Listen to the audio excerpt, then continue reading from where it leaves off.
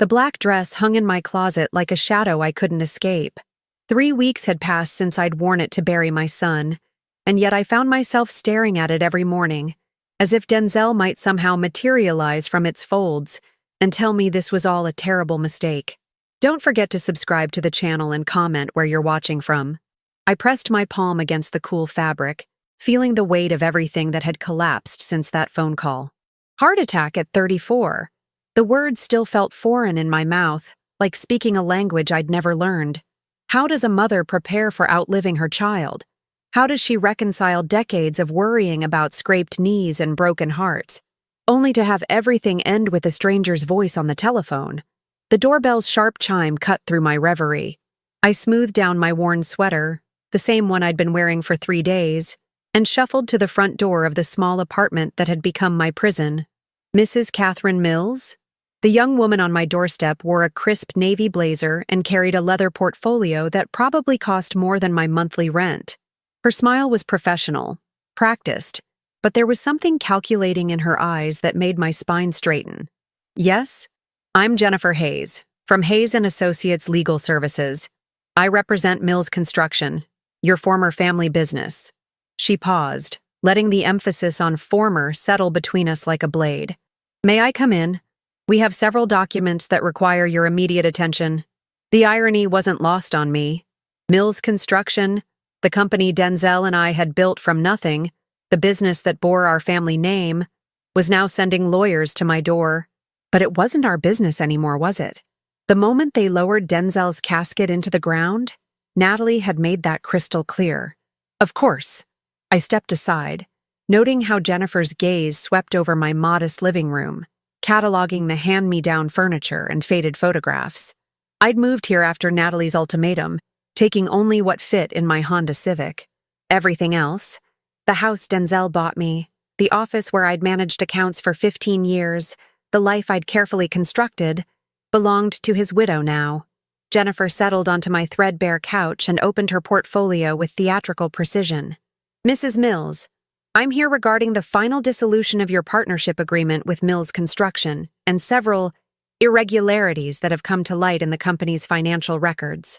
My hands went cold. Irregularities? During the transition audit, we discovered several unauthorized expenditures traced back to your access codes, payments to personal accounts, transfers that don't align with approved business expenses. Jennifer's voice was steady, clinical. Mrs. Natalie Mills has authorized me to offer you a settlement agreement to resolve these matters quietly, without involving law enforcement. The room spun slightly. I gripped the arm of my chair, forcing myself to breathe. That's impossible. Denzel handled all major financial decisions. I only managed payroll and vendor payments. Nevertheless, the digital trail is quite clear. Jennifer slid a thick document across my coffee table. This agreement releases Mills Construction from any financial obligations to you, including the pension Denzel promised, in exchange for your cooperation in this matter. I stared at the papers without reading them. The words blurred together, but the meaning was sharp enough. Natalie wasn't content with inheriting everything. She wanted to ensure I left with nothing, not even my dignity. Denzel promised me that pension after I spent 15 years building that business with him, I said quietly. It was supposed to be my security. Promises don't hold up in court, Mrs. Mills. Documentation does. Jennifer's smile never wavered. You have 72 hours to sign. After that, Mrs. Mills will have no choice but to pursue criminal charges for embezzlement.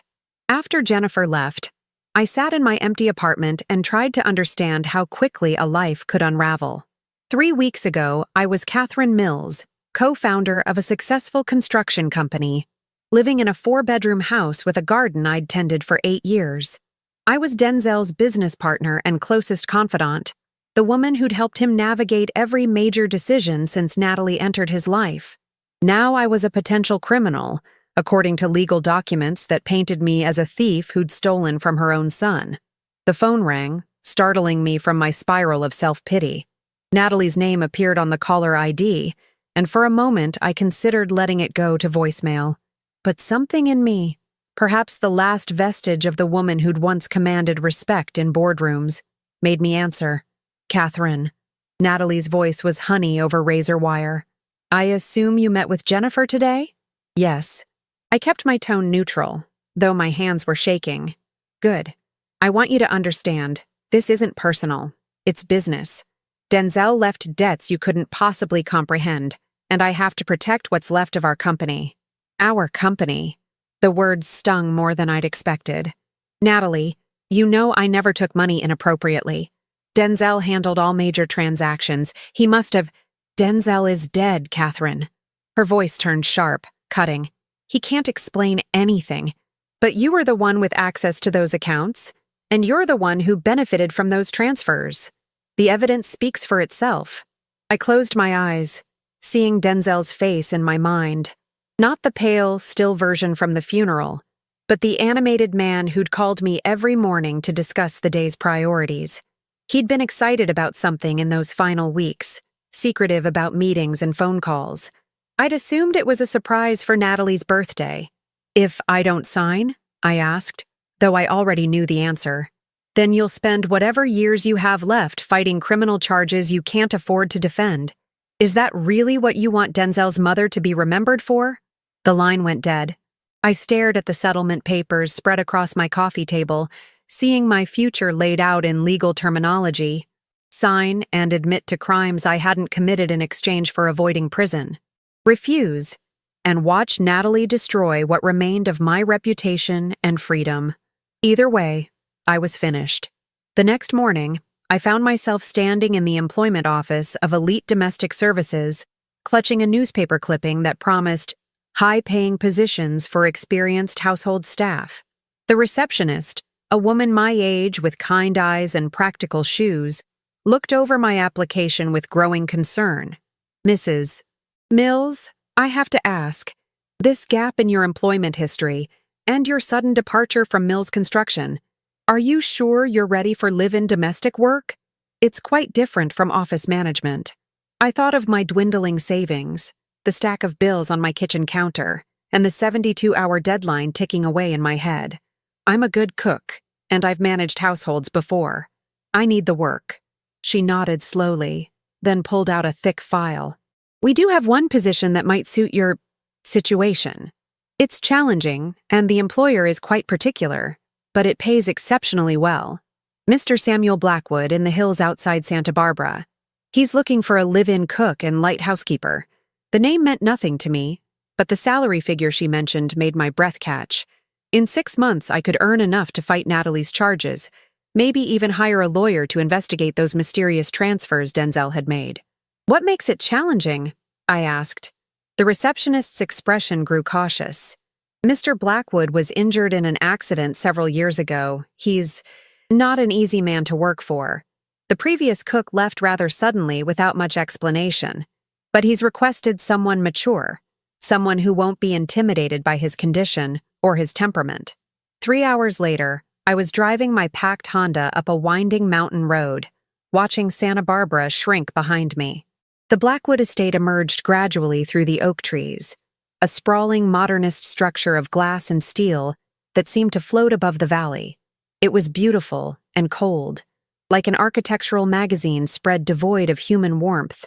Samuel Blackwood waited for me in his wheelchair on the main terrace, silhouetted against the evening sky. Even seated, I could see he'd once been a tall man. His shoulders were broad beneath an expensive sweater, and his dark hair was silver at the temples. But it was his eyes that stopped me. Sharp, intelligent, and completely unforgiving. Mrs. Mills. His voice was cultured, controlled. You're older than I expected. I'm experienced, I replied, matching his directness. And I need this job, Mr. Blackwood. That makes me reliable. Something flickered in his expression. Surprise, perhaps, or approval. Honesty. How refreshing. He gestured toward the house. Mrs. Jackson will show you to your quarters. Dinner is at 7 sharp.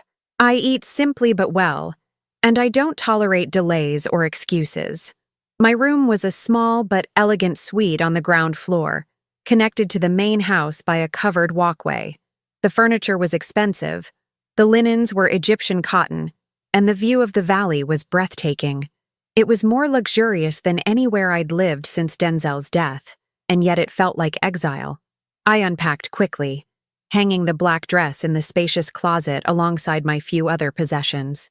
Everything I owned now fit in 2 suitcases, a life reduced to its bare essentials. Dinner preparation went smoothly. I'd always been a competent cook, and Samuel's preferences were straightforward. Fresh ingredients, simple preparations, elegant presentation. He ate in solitary silence while I cleaned the kitchen, our only interaction consisting of his brief nod of approval when I served the main course. By 10 o'clock, the house was quiet. Samuel had retired to his suite, and Mrs. Jackson, the daytime housekeeper, had long since departed. I found myself alone in the kitchen, staring out at the lights of Santa Barbara twinkling far below. This was my life now, cooking for a paralyzed stranger in exchange for enough money to fight my dead son's wife. It wasn't the future I'd imagined when I stood beside Denzel's grave, but it was survival. I was reaching for a glass of water when I noticed the drawer beneath the coffee station was slightly ajar. It was a small thing, the kind of detail that would normally escape notice, but something about the gap between the drawer front and the cabinet face nagged at me. Perhaps it was my years of managing construction details, or simply the need to feel useful in my new environment, but I bent down to push it closed properly.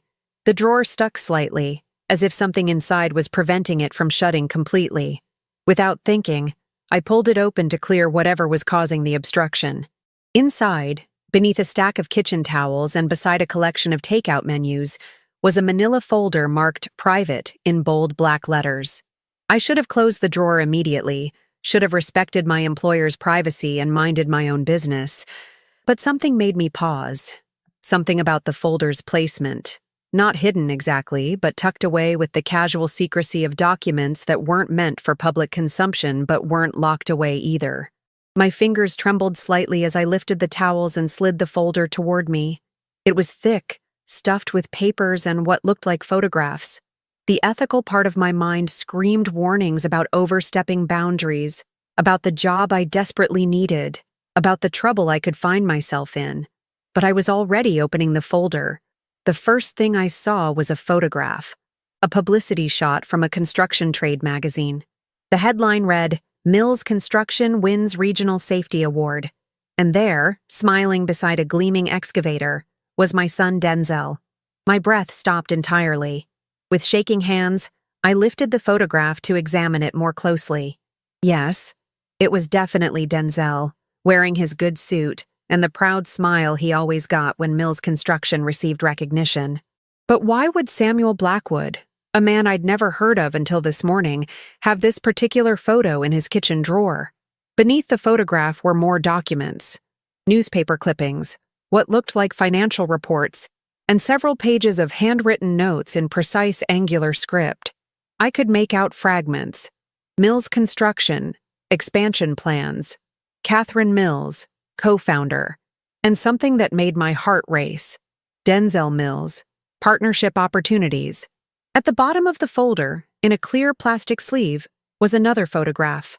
This one was different, personal, candid. It showed Denzel sitting across from someone at what looked like an upscale restaurant. Denzel was leaning forward, animated, gesturing with his hands the way he did when he was excited about a new project.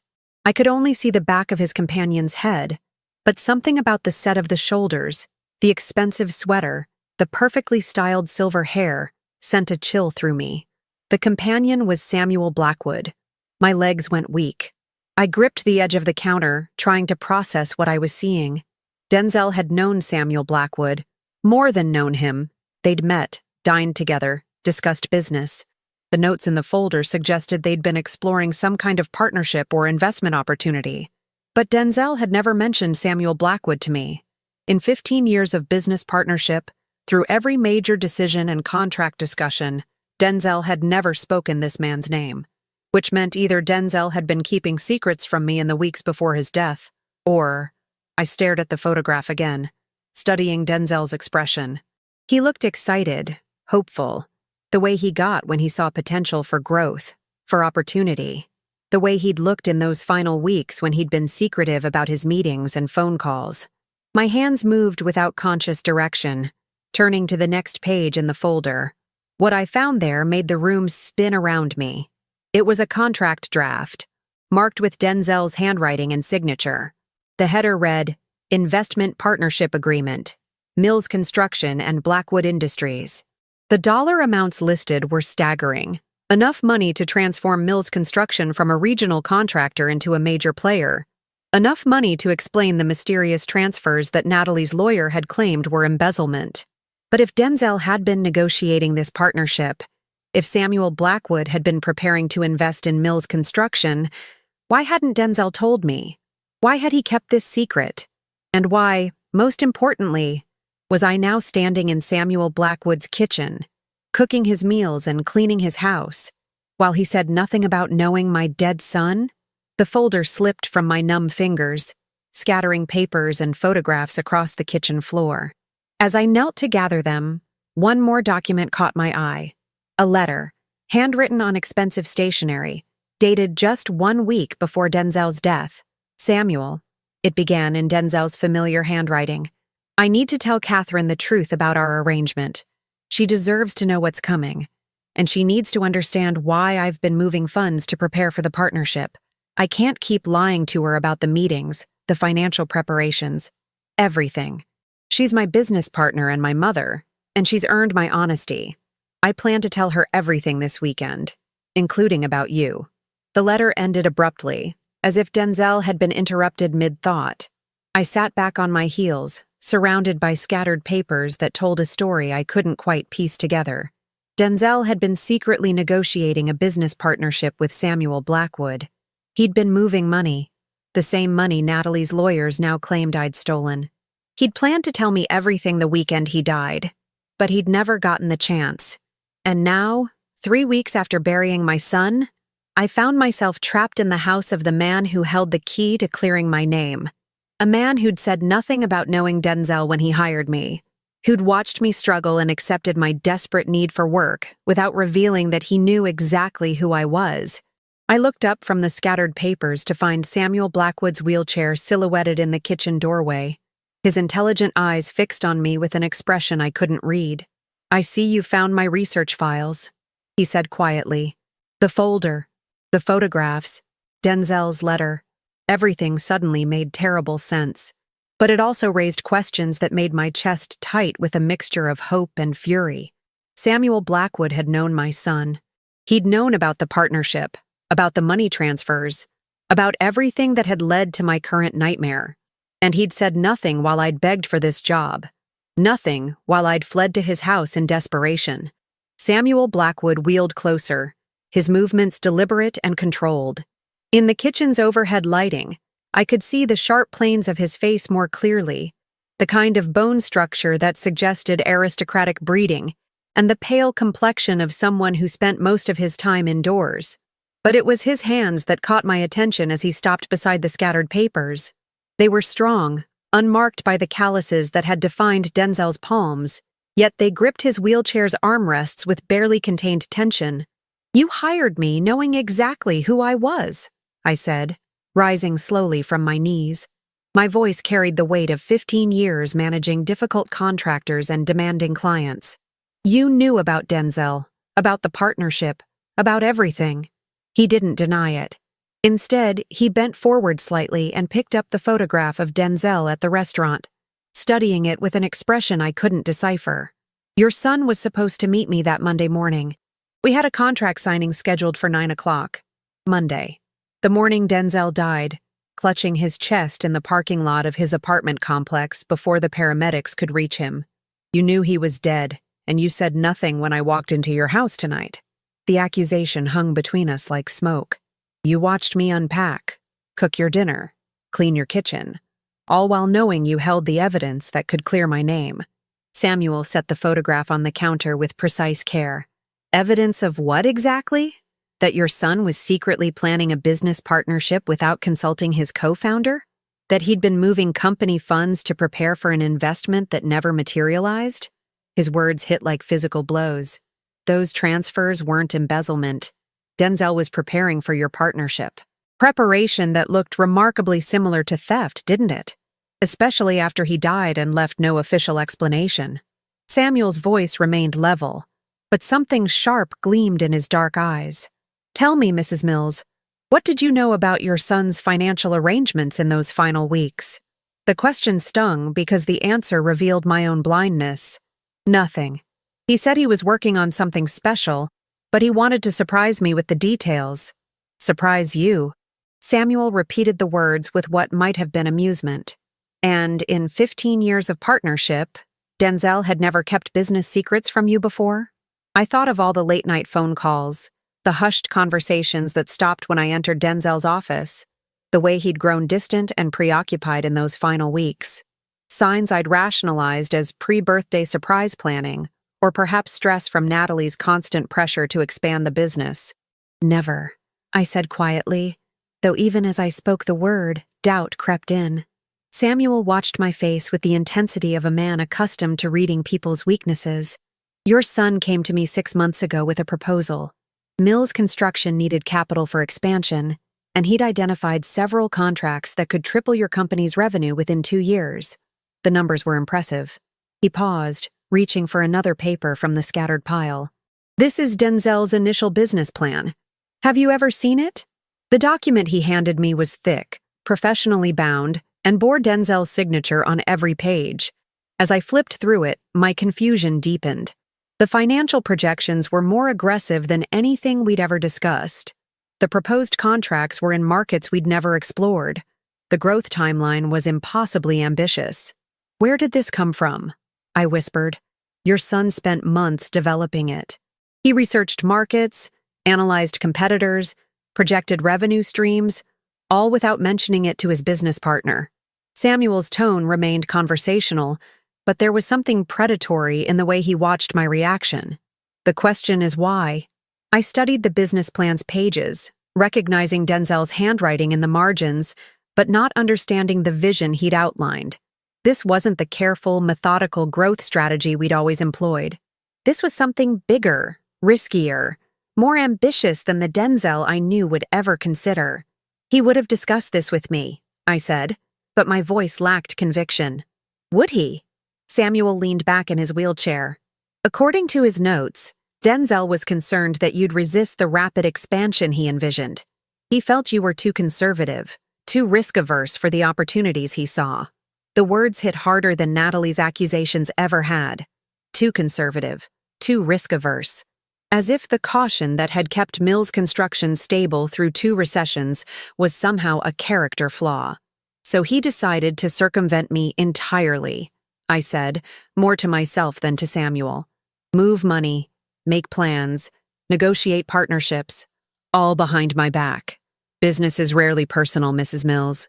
It's about recognizing opportunities and acting decisively." Samuel gathered the scattered papers with efficient movements. "Denzel recognized an opportunity. He acted. The fact that he died before explaining his actions to you is unfortunate, but it doesn't change the essential truth." "What truth?" I asked, though part of me already knew what he was going to say. "That your son didn't trust you to understand his vision for the future." The silence that followed felt heavy, weighted with implications I wasn't ready to process. I watched Samuel organize the papers back into their folder, his movements precise and purposeful. Everything about him suggested control over his environment, his information, his reactions. Even paralyzed, he radiated the kind of power that Denzel had always admired in successful businessmen. "Why didn't you complete the partnership?" I finally asked. "After Denzel died, you could have approached Natalie, offered to honor the agreement." For the first time since I'd discovered the folder, Samuel's composure cracked slightly. A muscle in his jaw tightened, and his hands stilled on the papers. "I met Natalie Mills exactly once," he said carefully. 3 days after the funeral. She was not interested in honoring Denzel's commitments. The way he said it told me there was more to that story, but I didn't press. Instead, I found myself studying his face, trying to understand why he'd hired me if he'd already dismissed the Mills family as unworthy business partners. "So you hired his mother instead?" I said. "The woman too conservative and risk-averse to be trusted with her own son's business plans." "Why?" Samuel was quiet for so long that I wondered if he was going to answer at all. When he finally spoke, His voice held a note I hadn't heard before, something that might have been regret. Because Denzel spoke about you constantly during our meetings. Every conversation, every meal, every phone call included some mention of his mother's wisdom, her experience, her contributions to the company. He looked directly at me then, and I saw something unexpected in his eyes. He was planning to surprise you with the partnership, but he was also terrified of disappointing you if it failed. The revelation hit me like cold water. He was protecting me, or protecting himself from your judgment. Samuel's honesty was brutal. Denzel admired you, Mrs. Mills, but he also felt constrained by your expectations. He wanted to prove he could be more than the careful, methodical partner you'd trained him to be. I thought of all the times I'd counseled Denzel toward caution, all the risks I'd helped him avoid, all the conservative choices that had kept Mills Construction profitable, but small. Had my guidance been wisdom or limitation? Had my protection been love or control? And now Natalie controls everything, I said bitterly. Natalie controls nothing. Samuel's voice turned cold. Within 6 months, Mills Construction will be bankrupt. The contracts Denzel identified in his business plan have been awarded to competitors. The expansion opportunities he researched have been lost to more decisive players. Your daughter-in-law inherited a company, but she lacks the vision or experience to maintain it. Despite everything, Denzel's deception, Natalie's betrayal, my current circumstances, the news of Mills Construction's impending failure hit me like a physical blow. 15 years of work, of careful building and strategic growth, would die with Denzel after all. You could save it, Samuel continued, his voice taking on a different quality. The partnership Denzel envisioned could still work. The capital I offered him could still rescue Mills Construction from Natalie's mismanagement. I stared at him, understanding finally why he'd hired me, why he'd orchestrated this revelation, why he'd waited for me to discover the truth rather than simply explaining it. This wasn't chance or coincidence. This was calculation. You want something, I said. I want what Denzel promised me. A profitable partnership with an experienced construction company. The fact that his death complicated the arrangement doesn't change the fundamental opportunity. But I don't control Mills Construction anymore. Natalie owns Denzel's shares. Samuel smiled then, and it wasn't a pleasant expression. Natalie owns Denzel's shares, but she doesn't own his mother's experience or connections or reputation. You built Mills Construction before Denzel was old enough to hold a hammer. You know every supplier, every subcontractor, every municipal official who matters in this region. He leaned forward slightly, and I could see the intensity that had probably made him wealthy enough to own this sprawling house and hire desperate women to cook his meals. Start over, Mrs. Mills. Take what you know, what you've learned, what you've earned through 15 years of building something from nothing. Start a new company. Let me fund it. The proposal hung in the air between us like a lifeline thrown to a drowning woman. I could see the appeal immediately. Revenge against Natalie disguised as business opportunity, vindication for years of careful planning and conservative growth strategies. It would be justice, of a sort, watching Mills Construction fail while I built something bigger and better. But it would also be everything I'd spent my adult life avoiding. Risk, uncertainty, the kind of aggressive expansion that had terrified Denzel enough to keep it secret from me. I'm 62 years old, I said quietly. I'm facing potential criminal charges. I'm living in your house because I have nowhere else to go.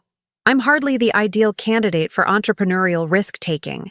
You're experienced, desperate, and have nothing left to lose, Samuel countered.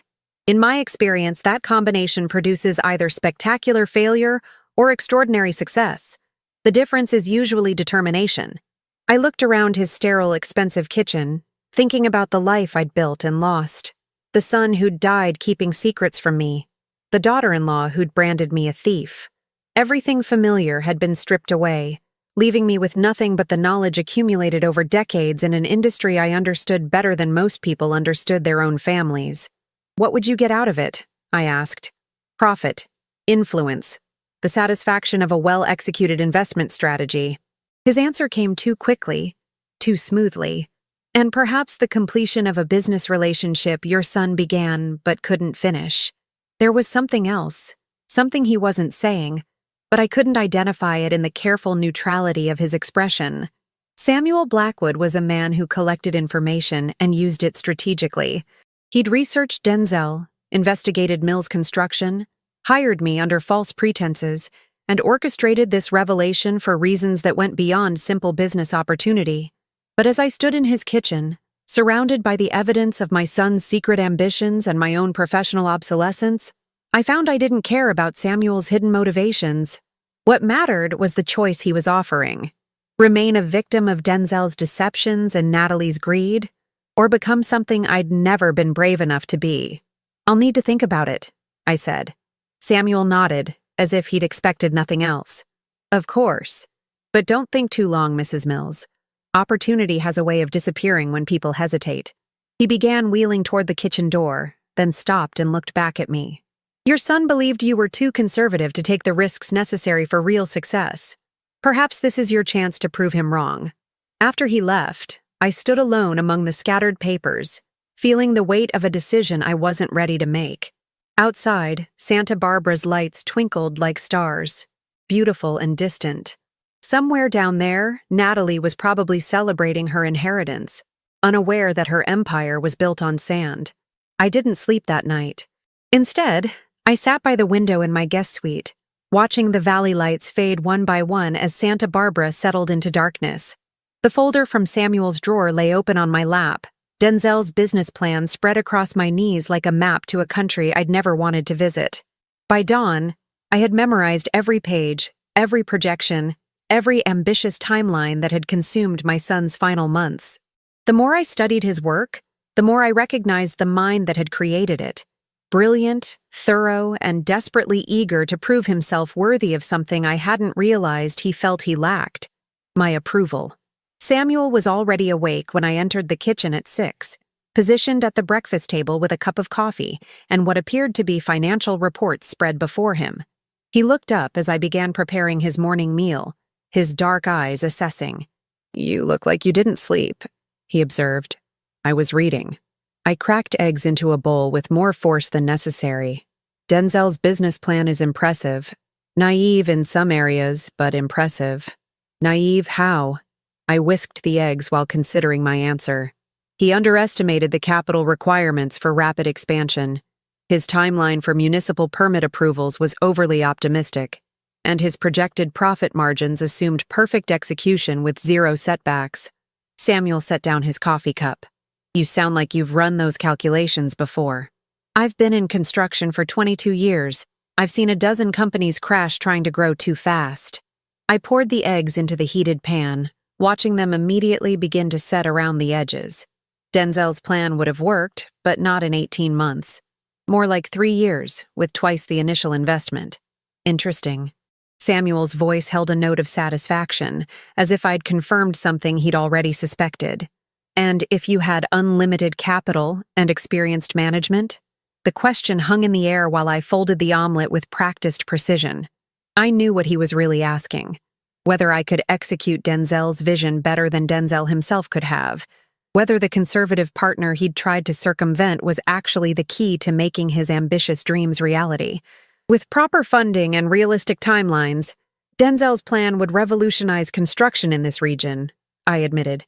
But it would require someone willing to risk everything on a gamble that might fail. "Are you willing?" I plated his breakfast, garnished it with fresh herbs from the garden outside, and set it before him. The omelet was perfect, golden, fluffy, precisely folded, a small demonstration of competence that felt suddenly significant. "I haven't decided yet." Samuel cut into the omelet with surgical precision. "While you're deciding, you might be interested to know that Natalie fired 3 more employees yesterday. Your former secretary, the accounts manager, and Denzel's project foreman, all with 2 days' notice." The news hit me like ice water. Bet had worked as our secretary for 8 years. Tom had managed our accounts receivable with meticulous accuracy. And Jake had been Denzel's right hand on every major project. The kind of experienced foreman who could read blueprints like novels and manage subcontractors with the perfect balance of authority and respect. "She can't run the business without them," I said quietly. "No, she can't." Samuel's agreement was matter of fact. According to my sources, she's also alienated your two biggest clients and missed 3 bid deadlines this week. Mills Construction has perhaps 6 weeks before the financial damage becomes irreversible. I gripped the counter, feeling the familiar surge of protective anger that had driven me through 15 years of business challenges. Those employees weren't just names on a payroll. They were people I'd hired, trained, and worked beside. Bet knew the personal details of every client and subcontractor. Tom had saved us thousands in accounting errors over the years. Jake had built some of the most beautiful homes in the county. She's destroying everything Denzel worked for, I whispered. She's destroying everything you built, Samuel corrected. Denzel inherited a successful company. You created it. The distinction mattered more than I wanted to admit. Mills Construction had been my vision first, a small, quality-focused firm that prioritized craftsmanship over profit margins. Denzel had brought energy and ambition to our partnership, but the foundation had been mine. If I started over, I said slowly, testing the words, I'd want to hire them back. Bet, Tom, Jake, the people who actually know how to do the work. Of course you would. Samuel finished his breakfast and pushed the plate aside. Experienced employees are invaluable, particularly when they have personal motivation to see their former employer fail. The calculated coldness in his voice made me look at him more closely. He was smiling slightly, but it wasn't a pleasant expression. It was the look of a man who enjoyed watching his strategies unfold exactly as planned. You've been planning this for months, I realized. Since Denzel died. Maybe since before Denzel died. Samuel neither confirmed nor denied the accusation. I've been watching Mills Construction's deterioration with professional interest. When Natalie made it clear she had no use for experienced partners, I recognized an opportunity. An opportunity to do what, exactly? To acquire a construction company's assets, reputation, and workforce at a fraction of their market value. His honesty was brutal. Natalie will be forced to sell within 2 months. The question is whether she sells to a competitor who will dismantle everything or to someone with personal investment in preserving what matters. I stared at him, finally understanding the full scope of his manipulation. He hadn't hired me out of sympathy or even business opportunity. He'd hired me as the centerpiece of a hostile takeover disguised as rescue mission. You want me to destroy Natalie, I said. I want you to save Mills Construction from Natalie. There's a difference. Is there? Samuel leaned back in his wheelchair, studying me with those intelligent, calculating eyes. Tell me, Mrs. Mills, when Natalie accused you of embezzlement, when she forced you from your home and threatened you with criminal charges, when she fired loyal employees and began destroying everything you'd spent 15 years building, did she show you mercy? The question cut deep because the answer was obvious. Natalie had shown me nothing but cruelty, motivated by greed and a desire to erase any reminder that Denzel had valued someone else's opinion over hers. No, I admitted. Then why should you show her mercy now? The logic was seductive, and that's what scared me. Samuel was offering me everything I'd lost: purpose, financial security, professional respect, the chance to protect the people who'd been loyal to Mills Construction. But he was also offering something darker: revenge dressed as justice, cruelty disguised as business necessity. What exactly are you proposing? I asked.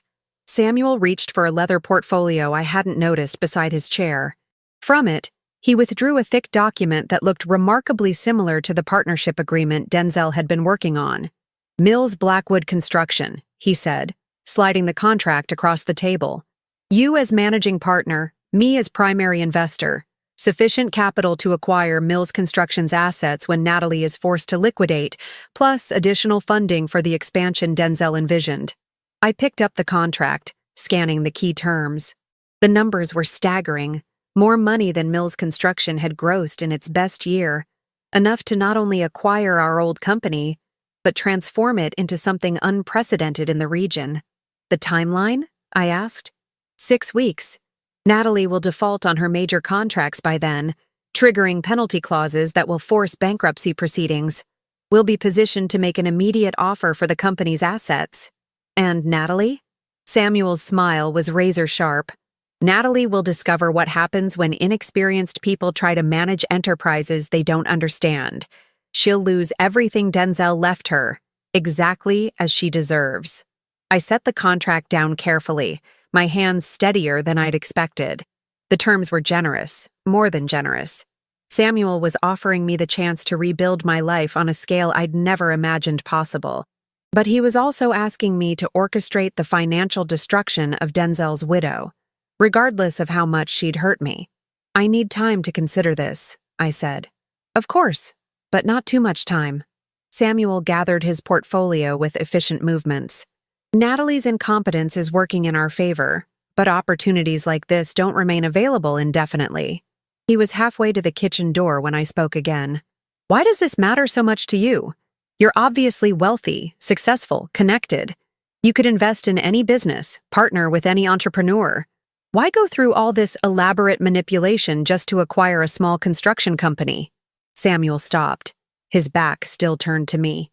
For a long moment, the only sound was the quiet hum of the refrigerator and the distant murmur of wind through the oak trees outside. When he finally answered, his voice carried a note I hadn't heard before, something raw beneath the calculated control. "Because 15 years ago, Mills Construction was awarded a contract that should have gone to Blackwood Industries.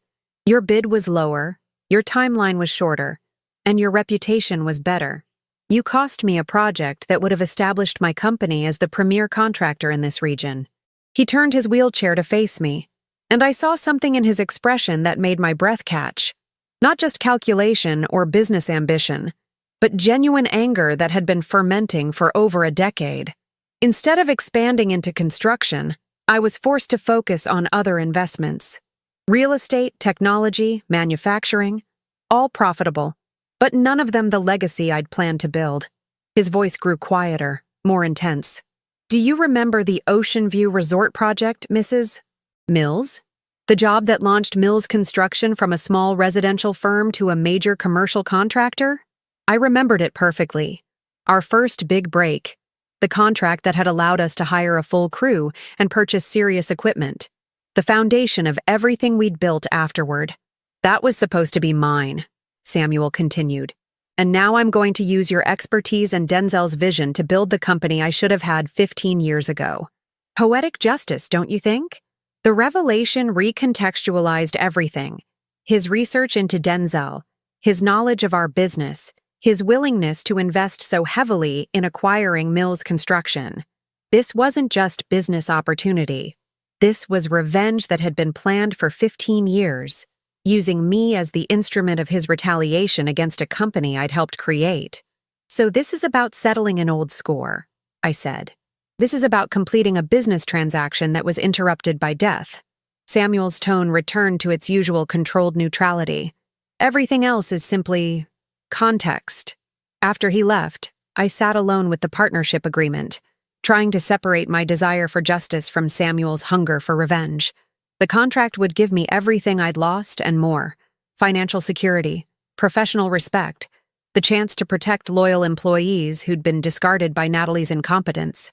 But it would also make me complicit in the calculated destruction of Denzel's widow, orchestrated by a man who'd nursed a 15-year grudge against my own success. The phone rang, startling me from my brooding. I glanced at the caller ID, expecting Samuel's office or perhaps Mrs. Jackson calling about household arrangements. Instead, I saw a name I hadn't expected: Jake Morrison, Denzel's former project foreman. "Mrs. Mills?" Jake's voice sounded strained, exhausted. "I got your number from Bet. I hope it's okay to call." "Of course, Jake. How are you holding up?" "Not great, honestly. Natalie fired me yesterday, said she was streamlining operations and didn't need an expensive foreman anymore." His bitter laugh carried years of professional pride. 22 years in construction, and she dismissed me like I was some kind of luxury she couldn't afford. "I heard about the layoffs. I'm sorry. The thing is, Mrs. Mills, she offered to hire me back at half pay as a general laborer. Said if I really needed the work, I could prove my commitment by starting at the bottom again." Jake's voice grew harder. "I've got a mortgage, 2 kids in college, and a wife who's been out of work since her company downsized. But I'd rather lose everything than work for that woman after what she did to you." The loyalty in his voice made my chest tight. Jake had been one of Denzel's closest work friends, but he'd also been someone I'd mentored when he was learning to read complex blueprints. His refusal to work for Natalie wasn't just professional, it was personal. "Jake," I said carefully, "if someone offered you a chance to start fresh, to build something bigger and better than Mills Construction ever was, would you be interested? With you running it?" "Hell yes. Pardon the language, but you taught me everything I know about managing a construction crew. I'd follow you anywhere, Mrs. Mills." After I hung up, I looked at Samuel's partnership agreement with new understanding. This wasn't just about my revenge against Natalie, or Samuel's 15-year grudge against my success. This was about the people who'd built Mills Construction with their hands and their loyalty, who deserved better than to be discarded by someone who saw them as expendable. I picked up a pen and signed my name to the contract, feeling something cold and determined settle in my chest. Natalie had made this personal when she'd branded me a thief and destroyed everything I'd worked to build. 3 weeks into our partnership, I stood in the conference room of a downtown Santa Barbara law office, watching Natalie Mills sign away everything Denzel had left her. She wore the same black suit she'd worn to his funeral, but it hung differently on her now, looser, as if the stress of the past month had physically diminished her. "This is temporary," she said, her voice brittle as she initialed each page of the bankruptcy documents. "Once I restructure the debt, I'll rebuild everything, bigger than before." Her lawyer, a tired-looking man who'd clearly delivered unwelcome news many times over the past weeks, simply nodded and continued turning pages. Across the conference table, Samuel's attorney, a sharp woman in her 40s who commanded the room with quiet authority, made notes on a legal pad without comment. I sat beside Samuel's wheelchair, officially present as his construction consultant, though my role had evolved far beyond advisory. Over the past 3 weeks, I'd systematically contacted every subcontractor, supplier, and municipal contact Mills Construction had cultivated over 15 years. Not to solicit business, not yet, but simply to reconnect, to remind the industry that Catherine Mills was still very much alive and available. The response had been overwhelming. Tom Rodriguez, who'd supplied our lumber for a decade, mentioned that Natalie had missed 3 payments and stopped returning his calls. Sandra Taylor at the permit office confided that Natalie had submitted 2 applications with critical errors, causing costly delays. Even the bank president who'd approved our original business loan expressed concern about Mills Construction's leadership transition. Everyone remembered me. More importantly, everyone trusted me in ways they'd never trusted Natalie. "The liquidation should be complete within 10 days, Samuel's lawyer was saying. "All company assets, including equipment, vehicles, client contracts, and business relationships, will be available for purchase by qualified buyers." Natalie's head snapped up. "What do you mean, business relationships? Those are mine." "Business relationships aren't property, Mrs. Mills. They're based on trust and performance. If your clients and subcontractors choose to work with other contractors, that's their prerogative." I watched Natalie process this information, seeing the moment she understood that losing Mills Construction meant more than bankruptcy. It meant professional exile. In the tight-knit world of regional construction, reputation was everything, and hers was already damaged beyond repair. "This isn't over," she said, looking directly at me for the first time since I'd entered the room. "I know you're involved in this somehow. Denzel always said you were vindictive when people crossed you." The accusation hung in the air like smoke. Samuel's expression never changed, but I felt his attention sharpen. This was the moment he'd orchestrated, the confrontation between the woman who'd built Mills Construction and the woman who'd destroyed it. "I'm here as Mr. Blackwood's consultant," I replied calmly. "Nothing more." "Bullshit." Natalie's composure cracked completely. "You think I don't know what you're doing? You're going to buy my company's assets and steal everything Denzel worked for." "Denzel worked for a company I built," I said, my voice carrying the weight of 22 years in an industry that ate the weak. "Everything he accomplished because I taught him how." The words hit Natalie like physical blows. She'd married Denzel when Mills Construction was already successful, inheriting the benefits of work she'd never done and relationships she'd never cultivated. She'd taken credit for achievements that predated her involvement and blamed failures on everyone but herself. "You bitter old woman," she whispered. "Denzel was embarrassed by you. He told me you were holding him back, that you were too scared and small-minded to see his potential." The attack was calculated to wound, and it succeeded. But instead of the pain I might have felt a month ago, I experienced something colder, a crystalline clarity that cut through years of doubt and self-recrimination. If Denzel was embarrassed by me, he hid it well during the 15 years he spent learning everything he knew at my side, I said. But you're right about one thing. I was holding him back from making exactly the kinds of catastrophic mistakes you've made in 5 weeks. Natalie signed the final document with violent force, her pen nearly tearing through the paper. When she stood to leave, her movements were sharp, aggressive, like a cornered animal looking for something to attack. "You'll regret this," she said to both Samuel and me. "Denzel loved me, and you're destroying his legacy out of jealousy." "Denzel's legacy is safe," I replied. "It's in the hands of people who actually understand what he built." After Natalie left, the lawyers spent another hour finalizing details. By 5 o'clock, Mills Blackwood Construction existed as a legal entity, capitalized with more money than I'd ever imagined controlling, and positioned to acquire everything Natalie was losing. Samuel and I rode back to his house in silence, both lost in our own thoughts. The revenge was proceeding exactly as planned, but I found myself thinking less about Natalie's destruction and more about the phone call I'd received that morning from Bet. "Mrs. Mills, I don't know if this is appropriate," my former secretary had said, "but I wanted you to know.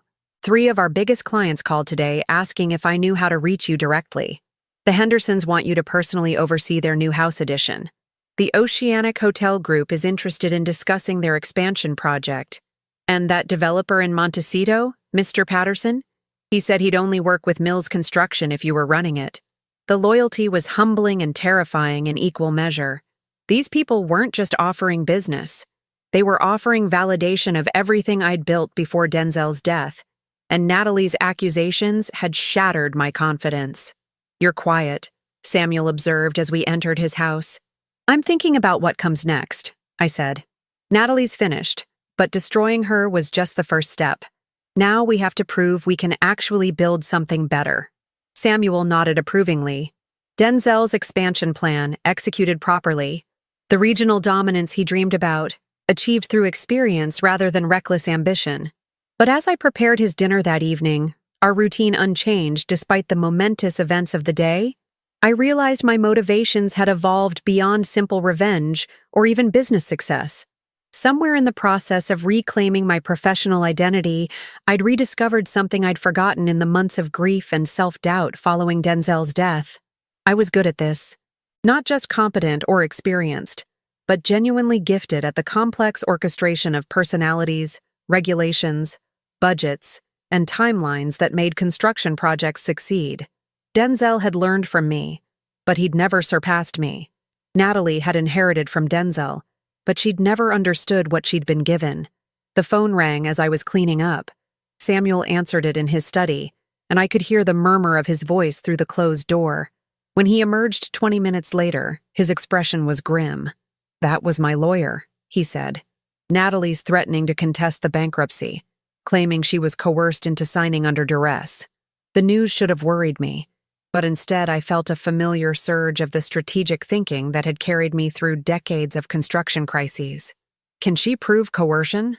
No. But she can delay the asset liquidation, tie up the process in court proceedings, maybe even force a more complex dissolution that allows her to retain partial ownership. I considered this, turning the problem over in my mind like a blueprint I needed to modify. Natalie was fighting with the desperation of someone who'd lost everything. But desperation made people careless. It also made them predictable. "She needs money to fight us in court," I said. "Legal fees, expert witnesses, accountants to review the bankruptcy filing. Where's she going to get that kind of capital?" Samuel's eyes sharpened. "She'll try to sell something. Personal assets, maybe take out loans against Denzel's life insurance. Or she'll try to find investors," I continued. "Someone willing to fund her legal challenge in exchange for a stake in whatever she manages to salvage."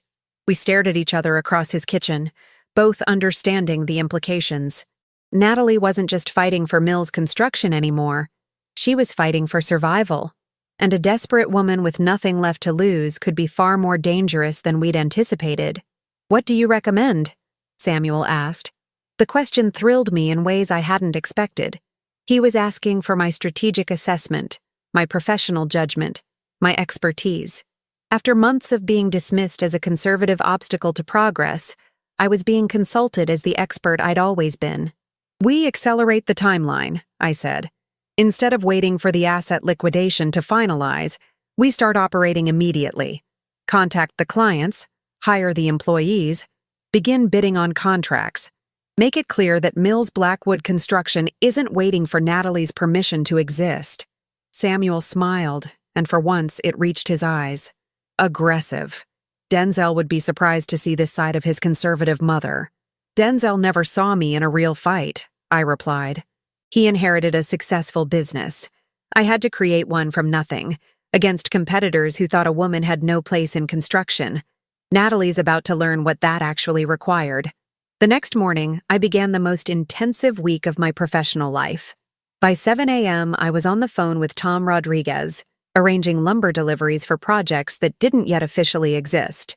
By 8, I was meeting with Sandra Taylor at the permit office, ensuring our applications would receive priority processing.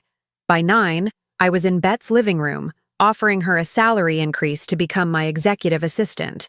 "Mrs. Mills," Bet said, tears in her eyes. "When Natalie fired me, she said I was too old to learn new systems, that the company needed fresh perspectives. I've been thinking I was finished." "You're not finished," I assured her. "You're experienced. And experience is exactly what Mills Blackwood Construction values most." By the end of the week, I had a team. Bet handling administration, Tom managing accounts, Jake overseeing field operations. 3 of our former clients had signed preliminary agreements. The Henderson House edition was scheduled to begin in 2 weeks. Natalie's legal challenge proceeded as expected, but it felt increasingly irrelevant. We weren't waiting for her permission to succeed. We were simply succeeding, with or without her cooperation. Samuel observed this transformation with evident satisfaction, but I sensed something else in his attention, a recognition that I'd become something more than the instrument of his revenge. I was becoming the partner Denzel had never quite managed to be, someone who could match his strategic thinking with superior execution. "You're enjoying this," he said one evening, watching me review project schedules at his kitchen table. "I'm good at this," I corrected. "There's a difference between enjoyment and competence." But even as I said it, I knew he was right. I was enjoying the challenge, the complexity, the satisfaction of building something significant. For the first time since Denzel's death, I felt fully alive, not just surviving, but thriving. The only question was what would happen when Natalie finally understood that her fight was already lost, and turned her desperation toward more personal forms of retaliation. The fire started at 3:17 a.m. on a Tuesday morning, 6 weeks after Natalie had signed away her inheritance. I knew the exact time because Samuel's security system recorded everything, including the moment the flames first appeared in the storage yard where Mills Blackwood Construction kept our equipment. I stood in Samuel's kitchen, still in my nightgown, watching orange light flicker against the valley walls 12 miles away. The fire department's sirens had woken me, their wailing calls echoing off the hills like some primitive alarm. But even before Samuel wheeled into the kitchen behind me, even before his phone started ringing with calls from our insurance company, I knew this wasn't an accident. "How much did we lose?" I asked, my voice steady despite the churning in my chest. Samuel ended his call and set the phone on the counter with deliberate care. 2 excavators, the crane, most of the smaller equipment. The building itself survived, but everything inside. He gestured toward the distant glow. Total loss, about $400,000 in equipment value. I nodded, already running calculations. We had insurance, but policies didn't cover project delays, client confidence, or the reputation damage that would follow. 3 major contracts depended on that equipment. The Henderson House edition was scheduled to begin tomorrow.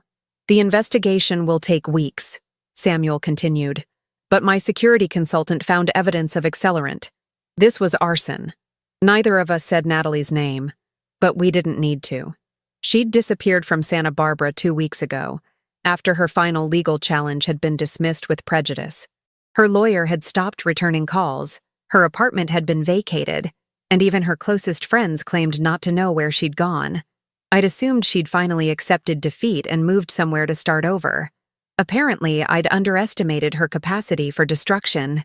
She wants me to know it was her, I said, still staring at the distant flames. This isn't random vandalism. It's a message. Samuel's reflection appeared in the window beside mine, his expression grim. The question is what message she intends to send next. The answer came 18 hours later, delivered by a process server who found me reviewing insurance forms in Samuel's study. The lawsuit was comprehensive, creative, and clearly designed to cause maximum damage to both Mills Blackwood Construction and my personal reputation. Natalie was suing me for alienation of affection, claiming I'd deliberately undermined her marriage to Denzel by encouraging his business decisions without her knowledge. She was suing Samuel for tortious interference with her inheritance rights, alleging he'd manipulated me into destroying Mills Construction for his personal benefit. Most significantly, she was suing both of us for conspiracy to defraud, claiming the partnership between Mills Blackwood Construction was a criminal scheme to steal assets that rightfully belonged to Denzel's estate. The allegations were legally frivolous but publicly damaging. Every local newspaper would cover the lawsuit. Every potential client would question our integrity. Every subcontractor would wonder if we were really the criminals Natalie claimed. She's forcing us to fight in court while she attacks us everywhere else, I told Samuel after reviewing the documents. Even if we win eventually, the damage to our reputation could destroy everything we've built. Samuel read through the lawsuit with the careful attention of someone accustomed to legal warfare. She's also exposing herself to serious criminal charges. Arson is a felony, and filing false lawsuits can be prosecuted as perjury. Only if we can prove she set the fire, I pointed out. And only if she's still in California when the authorities decide to act. That evening, as I prepared dinner with the mechanical precision that had sustained me through every crisis of the past 2 months, I found myself thinking about Denzel. Not the secretive, ambitious man who'd planned partnerships behind my back, but the boy I'd raised after his father died. The teenager who'd worked summers learning construction basics. The young man who'd trusted me enough to make me his business partner. Would he have approved of what I'd become? Would he have understood the necessity of destroying Natalie to save what we'd built together? Or would he have seen only cruelty in my systematic dismantling of his widow's life? The questions felt academic now. Denzel was dead. Natalie was desperate. And I had choices to make about the future I wanted to build from the ashes of everything we'd all lost. Samuel found me sitting at the kitchen table an hour later. The lawsuit documents spread before me like battle plans. "You're thinking about surrendering," he said. It wasn't a question, and his tone carried no judgment. After 2 months of working together, he'd learned to read my expressions with uncomfortable accuracy. "I'm thinking about the cost of winning," I corrected. "Natalie's destroyed, but she's taking us down with her. Maybe there's wisdom in walking away before she destroys us completely." Samuel maneuvered his wheelchair closer, his dark eyes reflecting the kitchen's overhead lighting. "And do what? Return to cooking my meals and pretending the past 2 months never happened?" The suggestion stung because part of me found it appealing. The simplicity of domestic routine, the absence of strategic complexity, the relief of surrendering responsibility for other people's livelihoods. I could disappear into Samuel's comfortable exile, cook his meals and tend his house, let someone else worry about construction schedules and client satisfaction. But even as I considered it, I knew I couldn't retreat. Not because of pride or stubbornness, but because of the people who'd trusted me enough to rebuild their careers around my leadership. Bet had left a secure job to work for Mills Blackwood Construction. Jake had turned down offers from 3 other contractors. Tom had restructured his entire business to prioritize our projects. They deserved better than abandonment in the face of Natalie's desperate retaliation. "No," I said, surprised by the firmness in my voice. "Natalie started this war when she accused me of embezzlement and threw me out of my own company. She escalated it when she destroyed everything Denzel worked for through her incompetence. And she chose total warfare when she burned down our equipment yard. I gathered the lawsuit documents into a neat stack, feeling something crystalline and cold settle in my chest. I'm done being reactive. It's time to end this. Samuel leaned back, something that might have been approval flickering across his features. What do you propose? Natalie's been living on borrowed time and borrowed money since the bankruptcy. Someone's funding her legal challenges, her arson, her ability to disappear and reappear at will. I met his eyes directly. I want to know who, and I want to cut off their support. The investigation took 3 days and cost more than I'd ever spent on private detectives, but the results were illuminating. Natalie's mysterious benefactor turned out to be her sister Linda, a successful real estate agent in Phoenix who'd mortgaged her own house to fund Natalie's war against us. More importantly, Linda was licensure board disciplined for her involvement in her sister's activities. Real estate agents couldn't afford criminal associations, and Linda's support for Natalie's arson and fraud schemes put her professional license at risk. I called Linda directly, identifying myself simply as Catherine Mills from Mills Blackwood Construction. I know who you are, Linda said, her voice tight with hostility. You're the bitter old woman who destroyed my sister's life out of jealousy. I'm the businesswoman who's about to destroy your career if you continue funding Natalie's criminal activities, I replied calmly. Your sister committed arson against our property and filed fraudulent lawsuits designed to damage our reputation. Those are felonies, Linda, and the money you've been sending her makes you an accessory to every crime she commits. The silence that followed was profound. I have documentation of every transfer you've made to Natalie since she left California, I continued. Bank records, phone logs, even receipts from the accelerant she purchased with your credit card. The district attorney would be very interested in reviewing this evidence, as would the Arizona Real Estate Commission. You're bluffing, Linda whispered, but her voice carried no conviction. Natalie has 48 hours to withdraw her lawsuits and surrender herself to Santa Barbara police for questioning about the arson. If she doesn't, I forward everything to law enforcement in both states. Your choice, Linda. Save your sister or save yourself, but you can't do both. The call ended without pleasantries. Natalie surrendered herself 36 hours later, accompanied by a public defender who looked like she'd drawn the assignment as punishment. The withdrawal of the lawsuits followed within hours, along with a public statement acknowledging that her accusations had been unfounded and motivated by grief rather than evidence. I watched the news coverage from Samuel's living room, feeling less satisfaction than I'd expected. Natalie looked diminished on the courthouse steps, older and frailer than the woman who'd fired me from my own company just 2 months earlier. Victory should have felt sweeter. Regrets? Samuel asked, observing my expression. No regrets, I said after considering the question. But no celebration either. She chose this path when she decided to destroy everything rather than admit she was wrong. The trials, both criminal and civil, would take months to resolve, but Natalie's war against us was finished. Mills Blackwood Construction returned to normal operations within a week, our reputation enhanced rather than damaged by the failed attacks. Clients respected our resilience, employees appreciated our loyalty, and competitors learned not to underestimate our capacity for strategic warfare. 6 months later, I found myself standing in the same spot where Mills Construction had once operated, watching Jake's crew finish the foundation for our new headquarters building. The structure would be larger than anything Denzel had ever envisioned, equipped for the regional expansion he'd dreamed about but never achieved. Samuel joined me at the construction site, his wheelchair navigating the rough terrain with practiced ease. Satisfied? He asked. I considered the question seriously. Mills Blackwood Construction employed 47 people, held contracts worth $12 million, and maintained a reputation for quality that attracted clients from 3 counties. We'd achieved everything Denzel had planned and more, using the conservative approach he'd thought too limiting. But satisfaction felt like the wrong word for what I experienced watching our success unfold. This wasn't about revenge anymore, or even vindication. This was about building something that would outlast everyone who'd contributed to its creation, something worthy of the decades I'd invested in learning how to do this work properly. I'm fulfilled, I said finally. There's a difference. Samuel nodded, understanding the distinction. And Natalie?